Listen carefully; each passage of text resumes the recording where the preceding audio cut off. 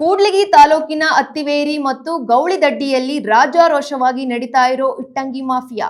ಹೌದು, ಉತ್ತರ ಕನ್ನಡ ಜಿಲ್ಲೆಯ ಮುಂಡಗೋಡ ತಾಲೂಕಿನ ಹುನಗುಂದ ಗ್ರಾಮ ಪಂಚಾಯಿತಿ ವ್ಯಾಪ್ತಿಯ ಅತ್ತಿವೇರಿ ಮತ್ತು ಗೌಳಿದಡ್ಡಿಯಲ್ಲಿ ಅಕ್ರಮ ಇಟ್ಟಂಗಿ ಬಟ್ಟಿಗಳದ್ದೇ ಹಾವಳಿಯಾಗಿದೆ. ಆದರೆ ವಿಪರ್ಯಾಸವೇನೆಂದರೆ ಈ ಬಾರಿ ಕಳೆದ ಬಾರಿಗಿಂತಲೂ 10ರಷ್ಟು ಪಟ್ಟು ಜಾಸ್ತಿಯಾಗಿದೆ.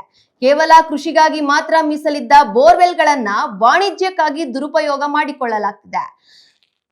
ಸದ್ರಿ ಇಟ್ಟಿಗೆ ಬಟ್ಟಿಗಳನ್ನ ಸುಡಲು ಸಾಕಷ್ಟು ಪ್ರಮಾಣದಲ್ಲಿ ಕಟ್ಟಿಗೆಗಳನ್ನ ಬಳಸಲಾಗ್ತಿದೆ.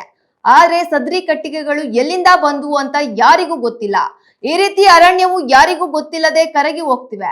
ಸದ್ರಿ ಇಟ್ಟಿಗೆ ಬಟ್ಟಿ ಕೆಲಸಕ್ಕೆ ಬಳಸುತ್ತಾ ಇರೋ ಅರಣ್ಯ ಸಂಪತ್ತಾದ ಈ ಕಟ್ಟಿಗೆಗಳು ಎಲ್ಲಿಂದ ಬಂದವು ಅಂತ ಯಾವ ಸಂಬಂಧಪಟ್ಟ ಅಧಿಕಾರಿಗಳು ಕೇಳದೇ ಇರೋದನ್ನ ನೋಡಿದರೆ ಯಾರ್ಯಾರ ಕೈವಾಡ ಇರಬಹುದು ಅಂತ ಸ್ಪಷ್ಟವಾಗಿ ಮೇಲ್ನೋಟಕ್ಕೆ ಕಾಣ್ತಿದೆ.